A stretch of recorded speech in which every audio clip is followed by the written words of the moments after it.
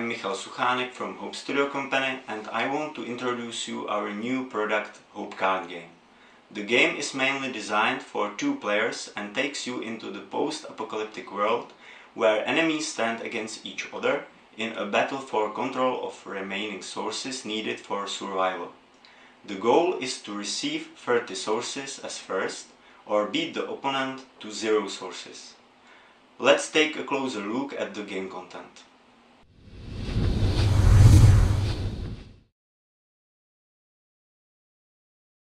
Here you can see all components contained in HOPE Cardgame. The survival coin determines order of players at the start of each game. Player who has survival coin starts all the phases of the round. At the end of the round, player passes survival coin to second player. Source tokens represent specific players and inform about amount of sources that players currently have. Target tokens indicate enemy units which will be under attack in battle phase. You can choose up to 3 targets. Artifact tokens are used in custom game mode called Artifact Game. Units which carry artifacts gain special abilities that change their strength in game. Red blood glass counters characterize wounds or exerts of units taken in combat, and they lower their vitality.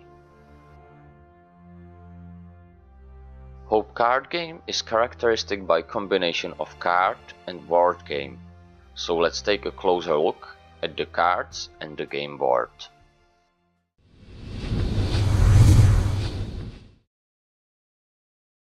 Playing units and locations, movement of units and all fights take place on the game board.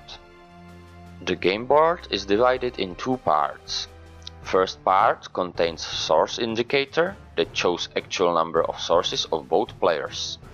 At the beginning of each game, both players start with 15 sources. The second part of game board is battleground, composed of 5 rows and 5 columns. The first row on both sides represents a base where units are played. On both sides, players will find spaces for draw deck and discard pile. HOPE Cardgame can be also played in cooperative mode, 2 on 2, by combination of 2 game boards.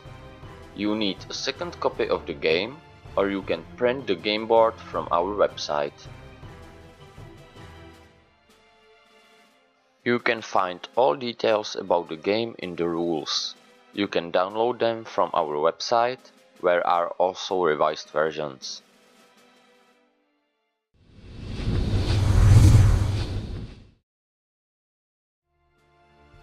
You can find 3 types of cards in the game: units, locations, and events.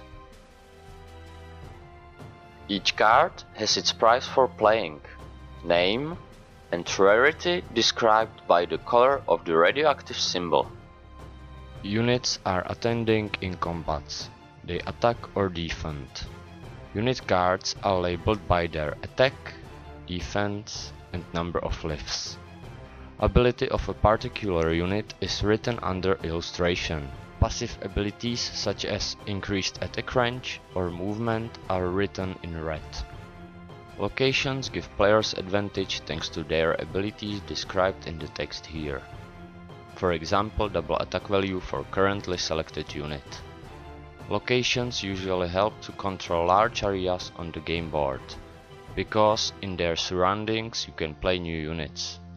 Defense of specific location is symbolized by this value. The third type is event cards. Events are disposable effects which enter in different parts of the game, shown by this flag. For example, this card can be played only in combat phase. We will introduce you all phases of the game round later. Particular effects of event cards are written here. Unlike from units and locations, even cards aren't played on Battleground, but after their play, they are sent to discard pile. The most important card type is unit, so let's look at units in detail.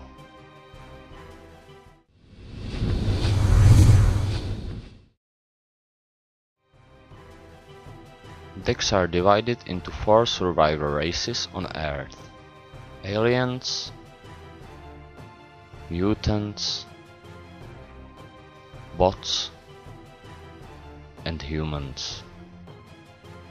You can play them separately, which we recommend for beginners and less experienced players, or by creating your own original deck from all of races, adapted to preferred tactics of individual player. Each race is unique, it has different game mechanics and special abilities. Aliens are bloodthirsty race coming from the deepest underground. They are typical by attacking on their enemies in large number. They can surprise with quick attack and with their frightening appearance.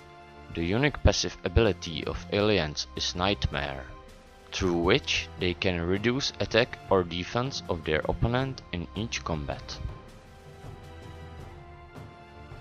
There are many kinds of mutants, but they all are fighting together for one goal: infect their surroundings and opponents with radioactivity. Their passive ability Infect allows mutants to infect adjacent units of opponent and reduce their lives at the start of battle phase. Bots have acquired dynamic artificial intelligence in the Third World War and started to live their own lives. Thanks to a passive ability Sentinel, it's not possible to surround them from more than 2 sides, so that's why they can fight against huge superiority. For their enemies, they represent a threat with devastating weapons and great stamina. Humans were forced to survive hidden. They found refuge in anti-nuclear shelters and abandoned subway stations.